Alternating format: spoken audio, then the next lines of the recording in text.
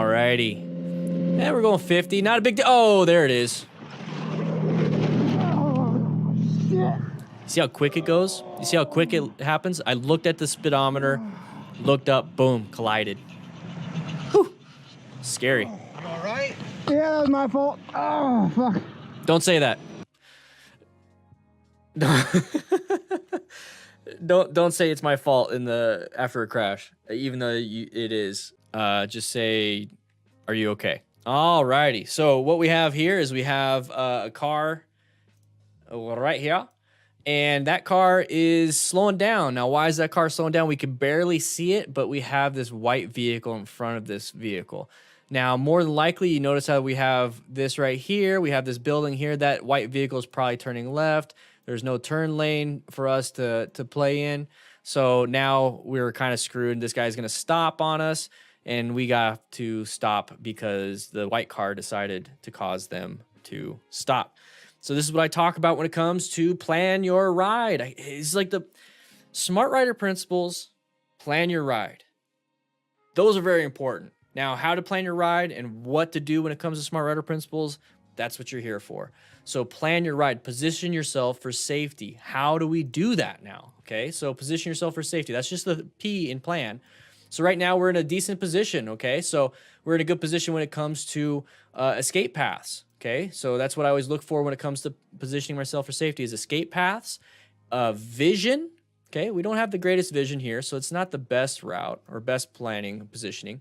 And then space cushion. So this is a pretty good space cushion. I'm good with that. The only thing I'm not good with in this situation is my vision, my line of sight from where I'm at. That's line of sight, literally a line, and then something obstructing it is line of sight.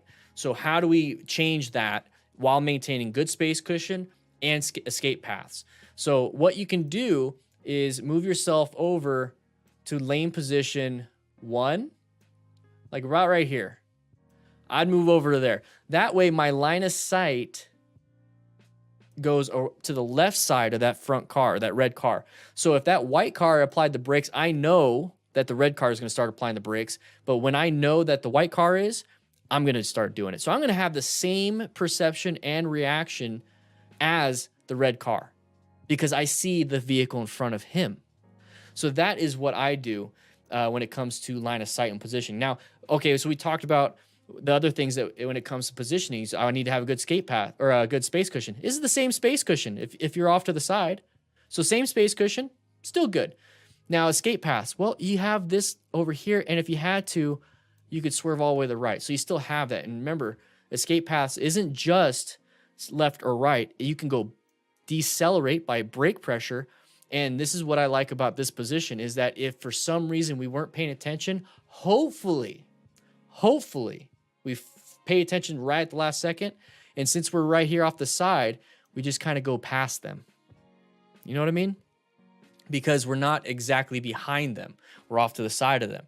So even if I'm not paying attention, I close my eyes and they apply the brakes, I'm just going to go right past them. Hopefully. So it sets me up for success in that situation.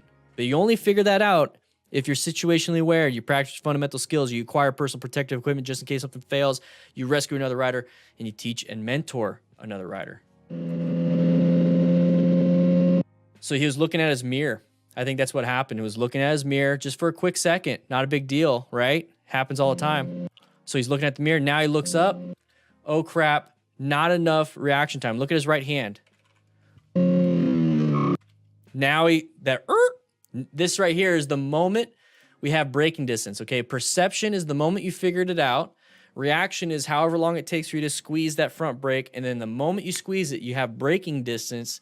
And then add all three of those together equals total stopping distance.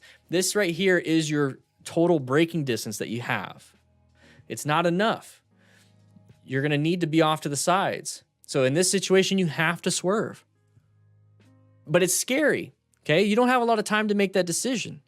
So when you go back and you look and you position yourself for safety and you're over here, this is when you want to start playing chess in your head, creating these weird situations where this car stops in front of me and I have to do something. Back here, you want to be doing that, not when it comes to an emergency situation. Okay, for those of you that like to sit your back to the door And so that way you can, or back so that you're facing the door in a restaurant. Same principles. You're sitting there watching everything happen. You know your escapes. You know if anybody weird comes in that you might have to do something. You protect your family. And you already have another escape path through the kitchen or a side door that says exit. So you know what you have to do. And that's what you do in this situation. You are prepped and ready for something just in case something happens. But you're doing it right here. Active self-protection. Absolutely love the channel. Kind of got me into these after-action reviews. Finally using something I got from firefighting for motorcycling. You know, awareness buys you time. Time buys you options. Super important.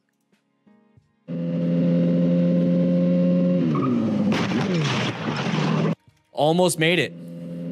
If he just had a better position. If he just had a better position. You know what I mean?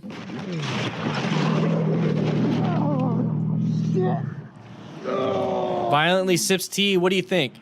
I see you. You all right? Yeah, that was my fault. Oh, fuck. See? And then drivers don't do it. They don't slam the brakes to be jerks to you. He legit has an amazing beard, but he wants to help out. Okay? So even if you're not a smart rider yet, be a smart driver, have a trauma kit, rescue other people in car accidents or in a motorcycle accident. Pop it out of your trunk. Help out, assist. You all right? Yeah, that was my fault. Oh, fuck. All right, group ride. Decent spacing, nobody's hauling butt, so this is good. Be very careful though. Oh, no, don't put your foot down.